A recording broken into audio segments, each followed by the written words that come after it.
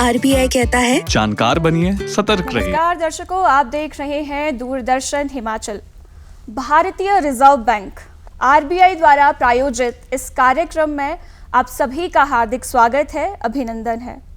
दर्शकों, मुझे पूर्ण विश्वास है कि आप सभी अपने दैनिक जीवन में किसी न किसी रूप में बैंकिंग सेवाओं का उपयोग कर रहे होंगे, या आप सीधे बैंक से जुड़े होंगे, या एनबीएफसी से आपका किसी प्रकार का व्यवहार रहा होगा, या आप डिजिटल पेमेंट सिस्टम का एक हिस्सा बने होंगे।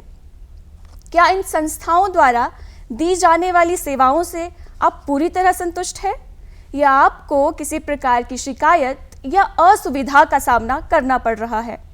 यदि आपको किसी प्रकार की शिकायत का सामना करना पड़ रहा है तो ये कार्यक्रम विशेष रूप से आपके लिए उपयोगी सिद्ध होगा। और यदि आप पूरी तरह से संतुष्ट हैं तो भी ये कार्यक्रम ज़रूर देखें, क्योंकि हो सकता है भविष्य में आपके लिए ये जानकारी सहायक सिद्ध हो। और इस महत्वपूर्ण विषय पर जानकारी देने के लिए आज हमारे साथ स्टूडियो में बहुत ही विशेष अतिथि मौजूद है। आप हैं शिमला से आरबीआई ओम्बुड्समैन श्री शिव कुमार यादव जी। बहुत बहुत स्वागत है आपका। नमस्कार आपको और आपके सभी दर्शकों को भी। आज यादव जी आप हमारे साथ हमारे बीच मौजूद हैं। मुख्य उद्देश्य क्या है? आज हमारे दर्शकों से आप बातचीत करने जा रहे हैं, अपना मार्गदर्शन देने जा रहे हैं। भारतीय रिजर्व बैंक की यह अपेक्षा है कि सभी विनियमित संस्थाएं अपने ग्राहकों को शिकायतों की कुशलतापूर्वक और निष्पक्ष रूप से हल करें। यदि विनियमित संस्थाओं का कोई ग्राहक शिकायत के संबंध में प्रदान किए गए समाधान से संतुष्ट नहीं है तो भारतीय रिजर्व बैंक ने ग्राहक सेवा संबंधी मामलों में शीघ्र समाधान करने के लिए वैकल्पिक शिकायत निवारण तंत्र alternate grievance reduction mechanism AGR mechanism स्थापित किया है। भारतीय रिजर्व बैंक के उपभोक्ता संरक्षण ढांचे को मजबूत करने और सुविधाजनक और प्रभावी एजीआर तंत्र को सक्षम करने के लिए रिजर्व बैंक एकीकृत ओम्बुड्समैन योजना को 12 नवंबर 2021 को 3 पूर्ववर्तीय योजनाओं को एकीकृत करके लागू किया गया। यह नई एकीकृत योजना एजीआर तंत्र को जनता के लिए अधिक सुविधाजनक और सुलभ बनाती है और एक राष्ट्र एक ओम्बुड्समैन सिद्धांत द्वारा निर्देशित है। विचारार्थ ग्राहकों को समाधान प्रदान करने के लिए शिकायतकर्ता हेतु एक ही संपर्क का बिंदु रखा गया है और शिकायतों के संबंध में शुरू से अंत तक समस्त सूचना एक ही स्थान पर उपलब्ध कराई जाती है। इसके बाद ग्राहक सेवा को और प्रभावी बनाने हेतु क्रेडिट इंफॉर्मेशन कंपनियों को भी 1 सितंबर 2022 से इस योजना के दायरे में शामिल किया गया। जैसा कि आपको पता है, विश्व उपभोक्ता अधिकार दिवस हर वर्ष मार्च 15 को मनाया जाता है। इस दिवस के उपलक्ष्य में आरबीआई ओम्बुड्समैन ने रिजर्व बैंक एकीकृत ओम्बुड्समैन योजना की बारीकियों पर देश की सबसे दूर की आबादी को संबोधित करने और दूरस्थ स्थानों तक पहुंचने के लिए मीडिया इंटरैक्शन के माध्यम से ओम्बुड्समैन स्पीक कार्यक्रम का उद्घाटन किया। यह एक पहल है भारतीय रिजर्व बैंक और विनियमित संस्थाओं के शिकायत निवारण कार्य के बारे में सामान्य जागरूकता बढ़ाने और अपने उपभोक्ताओं को सशक्त बनाने हेतु। यह उपभोक्ताओं को डिजिटल धोखाधड़ी के नए तौर तरीके जैसे कि डिजिटल अरेस्ट, इम्पर्सोनेशन स्कैम्स इत्यादि और ऐसे धोखाधड़ी से बचने के लिए उचित सामान्य सुरक्षा उपायों पर जन जागरूकता बढ़ाने का भी एक मंच है। जिस तरह से अभी किसी के साथ फाइनेंशियल फ्रॉड होता है तो उसे तुरंत अपने बैंक के ब्रांच में जाकर, शाखा में जाकर शिकायत दर्ज करनी चाहिए और बैंक के कस्टमर केयर पर भी सूचना दर्ज करनी चाहिए, शिकायत दर्ज करनी चाहिए। इसके साथ ही अगर किसी के साथ फाइनेंशियल फ्रॉड हुआ है, तुरंत हुआ है, तो वो बैंक के अगेंस्ट में साइबर क्राइम के पोर्टल पे जाकर के अपनी शिकायत दर्ज करे और साइबर क्राइम पोर्टल का टोल फ्री नंबर भी है 1930, उस पर भी अपनी जाके शिकायत को दर्ज करा सकता है। बहुत खूब। तो जैसे आप आरबीआई ओम्बुड्समैन हैं, तो इस पद की भूमिका किस तरह की रहती है, किस तरह के कार्य क्षेत्र में आप काम करते हैं? इसका उत्तर संक्षेप में मैं दूं तो इस समय मेरी भूमिका यह है कि रिजर्व बैंक एकीकृत ओम्बुड्समैन योजना के अंतर्गत भारतीय रिजर्व बैंक द्वारा विनियमित संस्थाओं के विरुद्ध ग्राहकों से प्राप्त शिकायतों का संतोषजनक निवारण करूं। जी, जैसे आपने बताया जो आरबीआई की इंटीग्रेटेड ओम्बुड्समैन स्कीम है 2021, तो इस स्कीम के बारे में थोड़ा सा बताएं कि इसकी जो मूल संकल्पना है वो आखिर क्या है। जी बिल्कुल, ओम्बुड्समैन योजना ग्राहकों की शिकायतों का निवारण करने के लिए एक वैकल्पिक व्यवस्था है जिसे ऑल्टरनेट ग्रीवांस रिड्रेस या सामान्य भाषा में एजीआर मैकेनिज्म कहते हैं। इसके लिए इस योजना की पृष्ठभूमि संक्षेप में जानना आवश्यक है। 1995 में पहली बार सिर्फ ग्राहकों के लिए बैंकिंग ओम्बुड्समैन योजना की शुरुआत की गई। धीरे धीरे प्राप्त अनुभवों के आधार पर 2016 तक इस योजना के प्रावधानों में कई सुधार किए गए। 2018 में गैर बैंकिंग वित्तीय कंपनियों के हमारे वित्तीय प्रणाली में बढ़ते हुए महत्व को देखते हुए उसके लिए एक अलग ओम्बुड्समैन योजना बनाई गई। जैसा कि आप जानते हैं कि डिजिटल भुगतानों की संख्या में पिछले कई वर्षों से काफ़ी बढ़त हुई है, तो 2019 में डिजिटल ट्रांजैक्शंस के लिए एक पृथक ओम्बुड्समैन योजना बनाई गई। भारतीय रिजर्व बैंक ने बैंकों, एनबीएफसीज और डिजिटल ट्रांजैक्शंस के लिए 3 पूर्ववर्ती ओम्बुड्समैन योजनाओं को एक ही छत्र में शामिल करने पर विचार किया और रिजर्व बैंक एकीकृत ओम्बुड्समैन योजना 2021 का लोकार्पण 12 नवंबर 2021 को माननीय प्रधानमंत्री द्वारा किया गया। योजना के प्रारंभ होने के बाद क्रेडिट सूचना कंपनियों को भी 1 सितंबर 2022 से इस योजना के दायरे में शामिल किया गया। आपको बता दूं कि इस योजना का दायरा लगातार बढ़ता जा रहा है और अधिक से अधिक विनियमित संस्थाएं इसके दायरे में आ रही हैं। जी, बहुत खूब। जैसे आपने बताया कि इसका दायरा बढ़ता जा रहा है, तो इसमें कौन कौन से संस्थान शामिल हैं? सारे वित्तीय संस्थान शामिल है या कुछ अपवाद भी है? कुछ अपवाद भी है। इस योजना के अंतर्गत सभी बैंक, सभी जमा स्वीकार करने वाली गैर वित्तीय बैंकिंग संस्थाएं यानी एनबीएफसी, अन्य गैर बैंकिंग वित्तीय कंपनियां जिनकी संपत्तियां 100 करोड़ से अधिक हैं, प्राथमिक शहरी सहकारी बैंक जिनकी जमाएं 50 करोड़ रुपए से अधिक हैं, भुगतान प्रणाली प्रतिभागी और साख सूचना कंपनियां आदि इस योजना के अंतर्गत शामिल हैं। जी, जो संस्थाएं इसके अंतर्गत शामिल नहीं हैं, तो उस संबंध में इस स्कीम में क्या क्या उल्लेख किया गया है? जी हाँ, भारतीय रिजर्व बैंक की उन विनियमित संस्थाओं के ग्राहकों की शिकायतें जो अभी तक आरबीआई ओएस 2021 जिसमें मुख्यतः 50 करोड़ से कम की जमा राशि वाली शहरी सहकारी बैंक, 100 करोड़ रुपए से कम की परिसंपत्तियां वाली एनबीएफसी आदि को कवर नहीं किया गया है, वे शिकायतें आरबीआई के 32 क्षेत्रीय कार्यालयों से संचालित उपभोक्ता शिक्षण एवं संरक्षण कक्षों द्वारा निपटाई जाती हैं। जी, शिव कुमार यादव जी, जैसे आपने स्टार्टिंग में भी बताया कि 3 अलग अलग स्कीम्स थी जिसको इंटीग्रेट किया गया, तो इसके इंटीग्रेशन की आवश्यकता क्या पड़ी या इसमें कोई और भी ऐसे प्रावधान है, नए प्रावधान जो इस स्कीम के तहत जोड़े गए हैं? जी हाँ, देखिए ये 3 ओम्बुड्समैन योजनाएं अलग अलग समय में विकसित हुई। उनमें शिकायतों के अलग अलग आधार और अलग अलग मुआवजा संरचनाएं थीं। अतः तीनों ओम्बुड्समैन योजनाओं को मिलाकर एक योजना बनाई गई तथा ग्राहक में सेवा में कमी से जुड़े सभी शिकायतों का समावेश करते हुए इस योजना को सरल किया गया। इसके तहत नए कदम भी उठाए गए, जैसे नई एकीकृत योजना एजीआर तंत्र को जनता के लिए अधिक सुविधाजनक और सुलभ बनाती है। ग्राहकों को समाधान प्रदान करने के लिए शिकायतकर्ता हेतु एक ही संपर्क का बिंदु रखा गया है। शिकायतों के संबंध में शुरू से अंत तक समस्त सूचना शिकायत प्रबंधन प्रणाली यानी कंप्लेंट मैनेजमेंट सिस्टम के पोर्टल cms.rbi.org.in पर एक ही स्थान पर उपलब्ध कराई जाती है। ग्राहक सेवा को और प्रभावी बनाने हेतु क्रेडिट सूचना कंपनियों को भी 1 सितंबर 2022 से इस योजना के दायरे में शामिल किया गया। इसके अलावा रिजर्व बैंक एकीकृत ओम्बुड्समैन योजना के तहत एक राष्ट्र एक ओम्बुड्समैन सिद्धांत के दृष्टिकोण से प्रत्येक ओम्बुड्समैन कार्यालय के विशिष्ट क्षेत्राधिकार को भी समाप्त कर दिया गया। भारतीय रिजर्व बैंक चंडीगढ़ में एक केंद्रीकृत प्राप्ति और प्रसंस्करण केंद्र स्थापित किया गया है, जिसका पता सभी बैंक शाखाओं में जनता के जानकारी के लिए दर्शाए जाने के लिए निर्देशित भी किया गया है। साथ ही शिकायत दर्ज करने में शिकायतकर्ताओं को सहायता प्रदान करने और उनकी शिकायतों से संबंधित जानकारी प्राप्त करने में सहायता प्रदान करने के लिए एक टोल फ्री नंबर 14448 के साथ 3 संपर्क केंद्र भुवनेश्वर, कोची और चंडीगढ़ में भी स्थापना की गई है।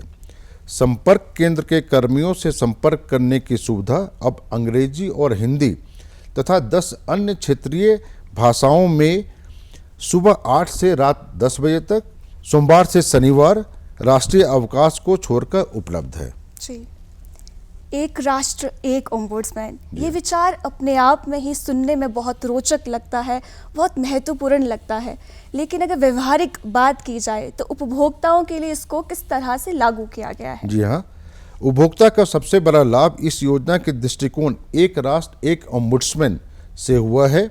अब शिकायतकर्ता के लिए यह जानना आवश्यक नहीं है कि वह किस ओम्बुड्समैन योजना या किस कार्यालय के तहत किस ओम्बुड्समैन के पास अपनी शिकायत दर्ज करें।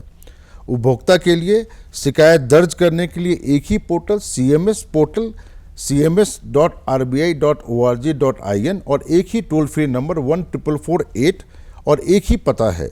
साथ ही इस टोल फ्री नंबर से वह इस योजना की जानकारी प्राप्त कर सकता है और उसकी शिकायत पर प्रगति भी पता कर सकता है। बहुत रोचक। यदि किसी ग्राहक को बैंक्स, NBFC से कोई शिकायत हो तो ये पूरी प्रक्रिया किस तरह की रहती है? जैसे आपने पोर्टल का जिक्र किया, लेकिन मैं चाहती हूँ आप हमारे दर्शकों के लिए पूरी प्रक्रिया का व्याख्यान जी करें। बिल्कुल। विनियमित संस्थाओं के विरुद्ध कोई भी शिकायत इन 2 तरीकों में से किसी भी एक तरीके से दर्ज की जा सकती है। शिकायतकर्ता या तो ऑनलाइन भारतीय रिजर्व बैंक के शिकायत प्रबंधन प्रणाली CMS पोर्टल के माध्यम से या भौतिक शिकायत पत्र या डाक द्वारा केंद्रीकृत प्राप्ति और प्रसंस्करण केंद्र चंडीगढ़ को प्रेषित की जा सकती है। जी, शिव कुमार यादव जी, जिस तरह से आपने बताया कि इसे वैकल्पिक शिक्षण शिकायत निवारण व्यवस्था कहा जाता है, तो ये वैकल्पिक शिकायत निवारण व्यवस्था ये क्या है आखिर? इसको थोड़ा सा और एक्सप्लेन जी हाँ, कीजिए। जी बिल्कुल। सबसे पहले स्वाभाविक रूप से उपभोक्ता को संबंधित संस्था में निर्धारित समय सीमा में अपनी शिकायत को दर्ज करनी होती है। तो वो हो गई उसकी इंटरनल ग्रीवांस रिडर्सल मैकेनिज्म, मतलब प्रथम स्तर पर या डिफ़ॉल्ट स्तर पर। IGR सिस्टम के पश्चात यदि वहाँ से संतोषजनक समाधान ना मिले या तो वह यह निर्णय ले सकता है कि वह रिजर्व बैंक की इस एकीकृत ओम्बुड्समैन योजना का लाभ उठाए या नहीं। अतः यह योजना शिकायतकर्ता को एक संतोषजनक समाधान पाने के लिए एक वैकल्पिक व्यवस्था है। जी, यदि उपभोक्ता को कोई शिकायत दर्ज करवानी है तो क्या इसमें कोई शुल्क लगता है या बिल्कुल निःशुल्क है ये व्यवस्था? बिल्कुल नहीं। विनियमित संस्थाओं के ग्राहकों के लिए रिजर्व बैंक एकीकृत ओम्बुड्समैन योजना 2021 के तहत शिकायत दर्ज करने या उसका समाधान करने के लिए कोई शुल्क देय नहीं है। साथ ही शिकायतकर्ता को RBI ओम्बुड्समैन के पास शिकायत दर्ज करने के लिए किसी तृतीय पक्ष एजेंसी से संपर्क करने की भी आवश्यकता नहीं है। बहुत खूब। तो इससे एक और सवाल निकल कर आता है कि क्या शिकायत के निवारण या क्षतिपूर्ति के लिए कोई न्यूनतम या अधिकतम राशि निर्धारित की गई है? जी हाँ। जिसे ओम्बुड्समैन द्वारा स्वीकृत किया जाता हो? जी हाँ। विवादित लेन देन की राशि जिसके लिए रिजर्व बैंक एकीकृत ओम्बुड्समैन 2021 के तहत शिकायत की जा सकती है और जिस पर RBI ओम्बुड्समैन समाधान प्रदान करता है, उस पर कोई सीमा निर्धारित नहीं है। तथापि रिजर्व बैंक एकीकृत ओम्बुड्समैन योजना के अंतर्गत केवल वही शिकायतें स्वीकार्य हैं जिनमें शिकायतकर्ताओं को विनियमित संस्थाओं की कृत या चूक या किसी कार्य से होने वाली हानि के लिए मांगी गई क्षतिपूर्ति, यदि कोई है, 20 लाख रुपया या उससे कम है। इसके अलावा शिकायतकर्ता द्वारा सहन की गई मानसिक पीड़ा उत्पीड़न के एवज में ओम्बुड्समैन 1 लाख रुपए तक की क्षतिपूर्ति प्रदान कर सकता है। बहुत खूब। आप कुछ बताना चाहेंगे हमारे दर्शकों को कि जब आप कोई इस तरह की आपको शिकायत है और आप दर्ज करना चाहते हैं, उससे पहले क्या सावधानियां बरती जानी ज़रूरी है? जी हाँ। जी, पहले ग्राहक को अपने कोई क्षति या चूक या कृत्य से संबंधित शिकायत तुरंत ही संबंधित संस्था यथा बैंक, गैर बैंकिंग वित्तीय संस्थाएं, प्राथमिक शहरी सहकारी बैंक, भुगतान प्रणाली प्रतिभागी और साख सूची कंपनियां को लिखित रूप में करें। 30 दिन के अंतराल में यदि उस बीच उनकी शिकायत का समाधान हो जाता है और वो संतुष्ट है तो बात वहीं खत्म। जी। यदि उन्हें कोई उत्तर नहीं मिलता है या उत्तर तो मिला है परंतु वो इस उत्तर से संतुष्ट नहीं है तो वह इस योजना का लाभ उठा सकते हैं। शिकायतकर्ता 2 तरीकों से अर्थात हमारे पोर्टल cms.rbi.org.in या केंद्रीकृत प्राप्ति और प्रसंस्करण केंद्र चंडीगढ़ को शिकायत भेज सकते हैं। साथ ही उन्हें निर्दिष्ट प्रारूप में समस्त सूचना देनी पड़ती है, विशेष रूप से अपना नाम, पता, mobile number, email, account number, card number इत्यादि। एक बात पर आपका ध्यान आकर्षित करना चाहूँगा कि उन्हें यह नहीं करना है कि उस संस्था से शिकायत करने के साथ ही इस योजना के अंतर्गत शिकायत करें, क्योंकि यह शिकायत ओम्बुड्समैन द्वारा इसी आधार पर निरस्त कर दी जाएगी। बिल्कुल। शिकायत निवारण की अगर बात की जाए तो ये पूरी प्रक्रिया किस तरह की रहती है? जी हाँ, ओम्बुड्समैन कार्यालय में सबसे पहले शिकायत प्राप्ति के बाद उस संबंधित संस्था से उनका उत्तर मांगा जाता है। उस संस्था से उत्तर आने के बाद दोनों का मूल्यांकन किया जाता है और यह देखा जाता है कि संबंधित संस्था ने स्वतः ही कोई समाधान दिया है या नहीं। यदि हाँ और वो ओम्बुड्समैन के निर्णय के अनुसार सही या संतोष प्राप्त समाधान है तो शिकायत को बंद कर दिया जाता है। यदि यह मामला नहीं है तो बैंक ने अपनी टिप्पणी में कुछ ऐसी बातें लिखी हैं जिन पर शिकायतकर्ता का मत अनिवार्य समझा जाता है तो फिर से शिकायतकर्ता को मौका दिया जाता है कि वह अपनी टिप्पणी प्रस्तुत करे। इन दोनों पक्षों के प्रस्तुतिकरण को उचित प्रकार से समझने के बाद ओम्बुड्समैन किसी भी पक्ष के हक में निर्णय दे सकता है। जी। अपितु अगर ओम्बुड्समैन को यह जरूरी लगता है कि दोनों पक्षों की सुलह के लिए एक मीटिंग की जरूरी है तो वह दोनों पक्षों को अपने कार्यालय में सुलह बैठक के लिए बुला सकता है। वह दोनों यदि आपस में किसी समाधान पर सहमत होते हैं तो शिकायत बंद की जाती है, यदि नहीं तो फिर ओम्बुड्समैन अपना निर्णय देकर शिकायत को बंद कर सकता है। बहुत खूब। जिस तरह से आपने बताया कि एक सुलभ बैठक की जाती है तो दोनों पक्षों की जो ये बैठक होती है क्या ये ऑनलाइन मोड में हो सकती है? जी हाँ, सुलभ बैठक का आयोजन ओम्बुड्समैन कार्यालय द्वारा वीडियो कॉन्फ्रेंसिंग या ऑडियो कॉन्फ्रेंस कॉल के माध्यम से भी की जा सकती है। और अगर ये दोनों पक्षी ओम्बुड्समैन के निर्णय से संतुष्ट नहीं होते हैं तो क्या आगे की भी कोई और प्रक्रिया है इसमें? उन मामलों के लिए जिन्हें ओम्बुड्समैन द्वारा अपील योग्य खंडों के तहत बंद कर दिया गया है, ओम्बुड्समैन के निर्णयों और अधीर निर्णयों जो शिकायतकर्ता को स्वीकार्य नहीं है के विरुद्ध अपीलीय अधिकारी जो इस योजना के अंतर्गत उपभोक्ता शिक्षण और संरक्षण विभाग के प्रभारी कार्यपालक निदेशक हैं के साथ अपील दायर की जा सकती है। ऐसे मामलों में अपील करने के विकल्प का उल्लेख शिकायत बंद करने वाले पत्र में हमेशा प्रदान किया जाता है। हालांकि यदि किसी मामले को गैर अपील योग्य खंड के तहत बंद कर दिया गया है तो अपील करने का कोई विकल्प उपलब्ध नहीं होता है। ऐसे मामले में शिकायतकर्ता निवारण के लिए अदालत सहित किसी अन्य उचित फोरम को संपर्क कर सकता है। बहुत खूब। यदि ये रेगुलेटेड जो आइडेंटिटीज़ है अगर ये ओम्बुड्समैन की कही बातों को नहीं मानते हैं या देरी कर देते हैं तो उस केस में क्या रहता है पूरा? ऐसी परिस्थिति में ओम्बुड्समैन एक अवार्ड पारित कर सकता है उस संस्था के विरुद्ध। इस अवार्ड की अनुपालना विनियमित संस्थाओं द्वारा की जानी है बशर्ते कि वह इस अवार्ड के विरुद्ध 1 माह के अंदर अपील ना करे। जी।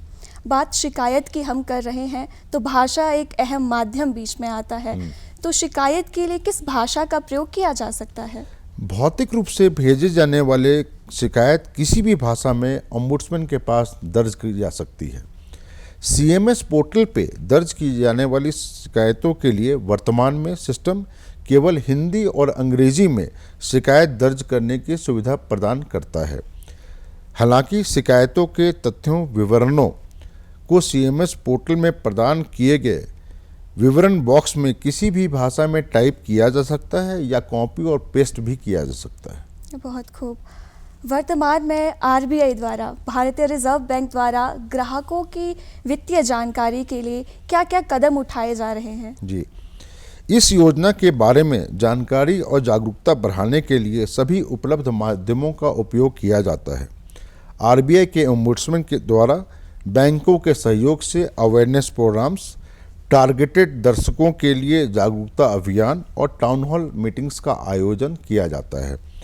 आरबीआई कहता है टैगलाइन जो अब बहुत प्रसिद्ध हो चुकी है के साथ जागरूकता अभियान का आयोजन किया जाता है, जो आरबीआई की वेबसाइट RBI कहता है .rbi.org.in पर भी उपलब्ध है।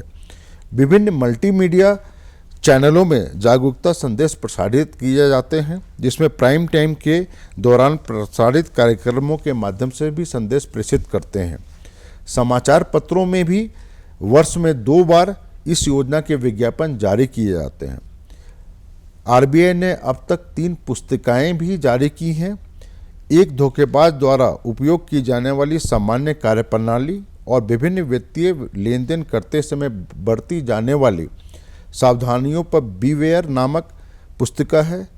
दूसरी राजू और 40 चोर है, जिसमें ऐसी 40 कहानियां उपलब्ध हैं जो धोखेबाजों द्वारा अपनाए जाने वाले विभिन्न धोखाधड़ी के तरीकों की झलक दिखाती है और इस प्रकार की घटनाओं से बचाव के लिए क्या करें और क्या ना करें के बारे में सरल उपाय प्रदान करती है। लोगों को जागरूक करने के लिए तीसरी पुस्तक सतर्क परिवार के नाम से भी जारी की गई है। जी, आरबीआई इंटीग्रेटेड ओम्बुड्समैन स्कीम, ये जो स्कीम है, इसके आपकी नज़रों में किस तरह से सकारात्मक परिणाम देखने को मिले हैं? सबसे बड़ा लाभ उपभोक्ता के लिए योजना के सरलीकरण, एक राष्ट्र एक ओम्बुड्समैन, एक ही पोर्टल, एक ही पता और एक ही संपर्क केंद्र से हुआ है। रिजर्व बैंक एकीकृत ओम्बुड्समैन योजना 2021 शिकायतों के पुनर्भुगतान के लिए कोई सीमा निर्दिष्ट नहीं करता है। हालांकि ओम्बुड्समैन शिकायतों को शीघ्रता से हल करने का प्रयास करता है। जी, शिव कुमार यादव जी, आपके पास बहुत तरह की शिकायतें आती होगी, लेकिन सबसे ज़्यादा आप किस तरह की शिकायतों से चिंतित हैं? मैं चाहती हूं कि आज इस मंच के माध्यम से आप हमारे दर्शकों को कोई मैसेज ज़रूर दें। जी हाँ, आपने सही कहा। कई प्रकार के शिकायतों में से हमारे पास सेवा में कमी से संबंधित छोटी से बड़ी बहुत प्रकार की शिकायतें आती हैं। अब जैसा कि आप जानते हैं कि कोविड काल के दौरान और उसके पश्चात देश भर में डिजिटल ट्रांजैक्शंस में दिन दुनी रात चौगुनी प्रगति हुई है, लेकिन साथ ही इन ट्रांजैक्शंस में फ्रॉड्स के मामले भी बहुत बढ़ रहे हैं। सुरक्षित डिजिटल बैंकिंग प्रैक्टिसेस को अपनी दिनचर्या का अभिन्न अंग बनाना आज के ग्राहकों के लिए अत्यंत आवश्यक हो गया है। हालांकि रिजर्व बैंक ने ग्राहकों की जागरूकता के लिए इस विषय पर कई कैंपेन किए हैं और ये प्रयास हम निरंतर जारी रखेंगे। इनसे संबंधित कुछ मुख्य व्यवहार और सावधानियां मैं आप सबको इस फोरम के माध्यम से बताना चाहता हूं। कभी भी अपना खाता विवरण जैसे खाता संख्या, login ID, password, pin, UPI pin, OTP, ATM, debit, credit card विवरण किसी के साथ साझा ना करें, इवन अपने बैंक के अधिकारियों के साथ। जालसाजों द्वारा फ़ोन कॉल, ईमेल के माध्यम से ग्राहकों से केवाईसी अपडेट करने के लिए, एटीएम कार्ड को ब्लॉक होने से बचाने हेतु आदि के नाम पर भेजे गए अनजान लिंक पर कभी भी क्लिक ना करें। हमेशा अपने बैंक, एनबीएफसी ई वॉलेट प्रदाता की आधिकारिक वेबसाइट पर जाएं या शाखा से संपर्क करें। उसी प्रकार जालसाजों द्वारा बताए गए किसी अनजान ऐप को अपने फ़ोन या डिवाइस पर डाउनलोड न करें, क्योंकि ऐसे ऐप आपको आपके गोपनीय डाटा का गुप्त रूप से एक्सेस जालसाजों को प्रदान कर सकता है और आपको आर्थिक हानि हो सकती है। आरबीआई टेलीविज़न तथा प्रिंट मीडिया के माध्यम से आम जनता को नए प्रकार के साइबर फ्रॉड्स जैसे कि डिजिटल अरेस्ट, इम्पर्सोनेशन स्कैम्स इत्यादि से बचने के लिए आगाह करता है। आजकल कई ग्राहक इंटरनेट सर्च इंजन पर शिकायत संबंधी नंबरों पर बिना शिकायत किए कॉल कर जालसाजी के शिकार बन जाते हैं। विवरण के लिए हमेशा बैंक, एनबीएफसी, ई वॉलेट प्रदाता की ऑफिशियल वेबसाइट पर जाएं। साथ ही ऑनलाइन बैंकिंग के लिए केवल सत्यापित, सुरक्षित और विश्वसनीय वेबसाइटों, ऐप्स का प्रयोग करें, यानी HTTPS से शुरू होने वाली वेबसाइटें। संदेह होने पे तुरंत स्थानीय पुलिस साइबर अपराध शाखा को सूचित करें। साइबर धोखाधड़ी के मामले में विनियमित इकाई के ग्राहक को गृह मंत्रालय, भारत सरकार के राष्ट्रीय साइबर अपराध रिपोर्टिंग पोर्टल पर यानी cybercrime.gov.in पर शिकायत दर्ज करनी चाहिए तथा साइबर अपराध हेल्पलाइन नंबर 1930 पर भी संपर्क करना चाहिए। यहाँ यह मैं बताना चाहूँगा कि हिमाचल प्रदेश में 3 साइबर पुलिस स्टेशन जो शिमला, धर्मशाला और मंडी में स्थित हैं। आरबीआई के संज्ञान में यह भी आया है कि बेईमान तत्व आरबीआई के नाम का उपयोग करके जनता को ठगने के लिए विभिन्न तरीकों का उपयोग कर रहे हैं। इसके मद्देनज़र भारतीय रिजर्व बैंक ने जनता को आगाह किया है कि आरबीआई भारत में किसी व्यक्ति, कंपनी या ट्रस्ट के नाम पर कोई खाता नहीं खोलता है जिसमें वितरण के लिए धन रखा जाता है। यह व्यक्तियों के लिए खाते भी नहीं खोलता है या उन्हें उन खातों में धन जमा करने के लिए भी नहीं कहता। आरबीआई लॉटरी फंड आदि के पुरस्कार की सूचना देने वाले ईमेल या विदेश से लॉटरी जीतने या धन प्राप्त करने के काल्पनिक प्रस्तावों को संप्रेषित करने के लिए कोई एसएमएस, पत्र या ईमेल प्रेषित नहीं करता है। सरकारी एजेंसियों, आरबीआई के अधिकारियों के रूप में साइबर अपराधियों द्वारा किसी भी लुभावने प्रस्ताव या खतरनाक मुद्दे के बहाने धन हस्तांतरण के लिए कॉल, ईमेल और किसी भी अन्य संचार से सावधान रहें। आरबीआई द्वारा विनियमित सभी संस्थाओं की सूची बैंक की वेबसाइट rbi.org.in पर अपलोड की गई है। जनता को सलाह दी जाती है कि वे किसी अन्य वेबसाइट या ऐप द्वारा आरबीआई की नकली मान्यता के झांसे में न आए। जनता को सलाह दी जाती है कि वे ऐसे लोगों, संस्थाओं से संचार का जवाब न दें। ग्राहक संदिग्ध कॉल, फिशिंग लिंक की सूचना संचार साथी पोर्टल यानी sanchar-sathi.gov.in पे दर्ज करें। आरबीआई द्वारा सभी विनियमित संस्थाओं को यह सुनिश्चित करने की सलाह दी गई है कि शिकायत दर्ज करने के लिए एक सीधा लिंक आइकन बैंक की वेबसाइट के होम पेज पे प्रमुखता से प्रदर्शित किया जाए, जो सीधे शिकायत दर्ज करने वाले पोर्टल पर ले जाएगा। बहुत खूब। यूँ तो आपने काफ़ी विस्तृत में इस स्कीम के बारे में हमारे दर्शकों को बताया, लेकिन यदि कोई और इस स्कीम के बारे में जानकारी प्राप्त करना चाहता है तो वो किस तरह से कर सकता है? रिजर्व बैंक एकीकृत ओम्बुड्समैन योजना और उपभोक्ता शिक्षण और संरक्षण कक्ष के अंतर्गत आने वाली संस्थाओं के नाम सहित अधिक जानकारी के लिए हमारे वेबसाइट cms.rbi.org.in को देखें या हमारा टोल फ्री नंबर 1448 पर राष्ट्रीय अवकाश को छोड़कर सोमवार से शनिवार सुबह 8 बजे से रात्रि 10 बजे तक संपर्क कर सकते हैं।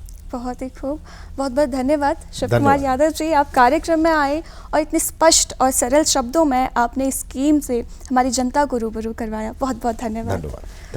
तो दर्शकों, आज के इस विशेष कार्यक्रम में हमने बात की reserve bank integrated ombudsman scheme के बारे में।